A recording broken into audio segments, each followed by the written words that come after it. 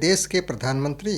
शंकराचार्य का ये ऐलान सत्ता को सीधी चेतावनी। ये कोई साधारण बयान नहीं, यह कोई टीवी डिबेट की लाइन नहीं, यह किसी पार्टी प्रवक्ता का दावा नहीं।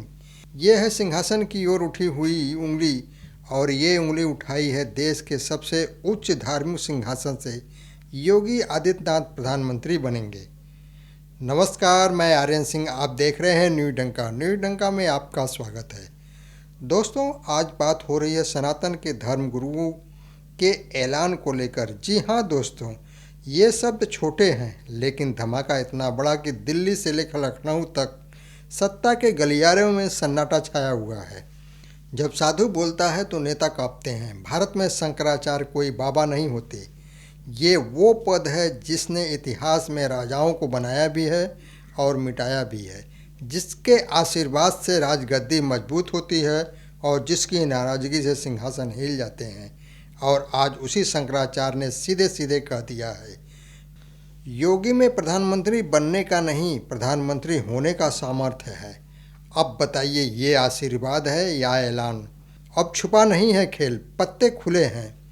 अब तक सवाल था मोदी के बाद कौन। बीजेपी चुप थी, संघ मौन था, नेता कूटनीति में थे। लेकिन शंकराचार्य ने पूरा खेल पलट दिया। अब सवाल कौन नहीं है, अब सवाल है कब। और यही बात विपक्ष को अंदर से जला रही है। भारत की राजनीति में कभी कभी एक वाक्य, एक संकेत, एक साधु की कही बात पूरे सत्ता संतुलन को हिला देती है। और आज वही हुआ। देश के सबसे बड़े और प्रभावशाली धार्मिक पदों में से एक शंकराचार्य ने वो बात कह दी जो अब तक केवल राजनीतिक गलियारों में फुसफुसाहट बनकर घूम रही थी। योगी आदित्यनाथ प्रधानमंत्री बनेंगे। ये कोई आम बयान नहीं है, ये किसी चुनावी रैली की हुंकार नहीं है, ये किसी टीवी डिबेट की डेडलाइन नहीं है, ये है सनातन सत्ता का संकेत। जब धर्म बोलता है तो राजनीति चुप होकर सुनती है।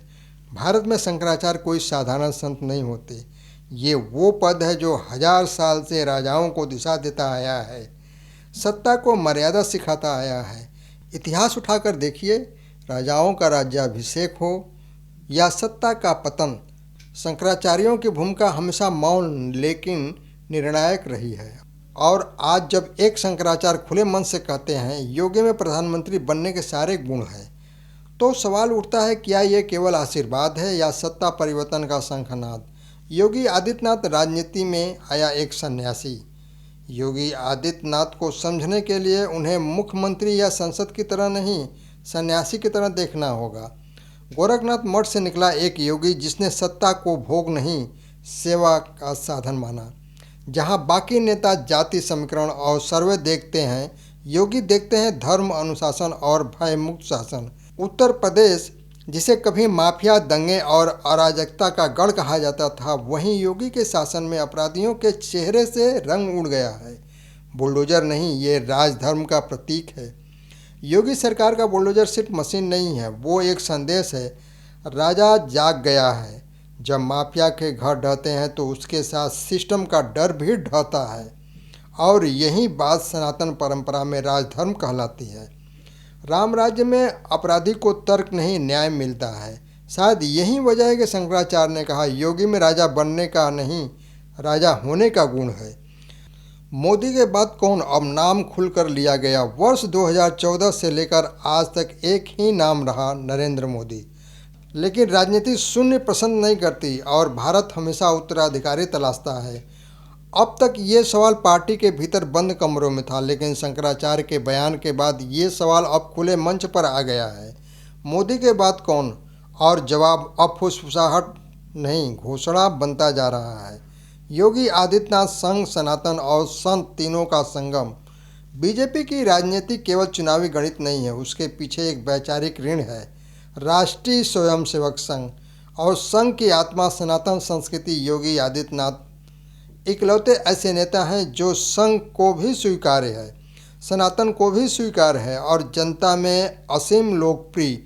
वहीं वो त्रिकोण है जो किसी को प्रधानमंत्री बनाता है। विपक्ष क्यों घबराया हुआ है? जैसे ही शंकराचार्य का बयान आया कि विपक्ष में हलचल मच गई। कुछ ने कहा धर्म को राजनीति से दूर रखो, कुछ ने कहा योगी कट्टर है। लेकिन सवाल ये है, अगर जनता चाहती है, अगर धर्म आशीर्वाद देता है और अगर व्यवस्था मजबूत होती है तो डर किस बात का। सच ये है, विपक्ष योगी से डरता है क्योंकि योगी न समझौता करते हैं, न बयान बदलते हैं, न दबाव में आते हैं। योगी राष्ट्रवाद का नया चेहरा। मोदी ने देश को आत्मविश्वास दिया, योगी देश को अनुशासन दे सकते हैं। मोदी ने भारत को विश्वास में खड़ा किया, योगी भारत को भीतर से संयमित कर सकते हैं। ये बदलाव धीरे धीरे दिख रहा है और शायद इसी बदलाव को शंकराचार्य ने पहचान लिया है। क्या वे 2029 की पटकथा? राजनीति में कुछ भी अचानक नहीं होता, हर बयान एक तैयारी होती है।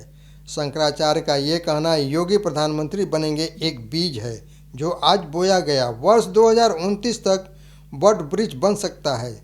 जनता क्या कहती है? गांव से लेकर शहरों तक, मठों से लेकर कॉलेजों तक एक ही बात सुनाई देती है, योगी सख्त है लेकिन ईमानदार। और भारत की जनता अब नरम नहीं, सख्त नेता चाहती है।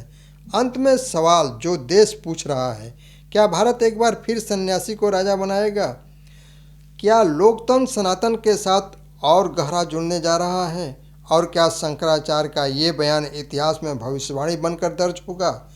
एक बात तय है, एक साधु बोलता है तो सत्ता ध्यान से सुनती है, और आज सत्ता के कान योगी आदित्यनाथ पर टिक गए हैं।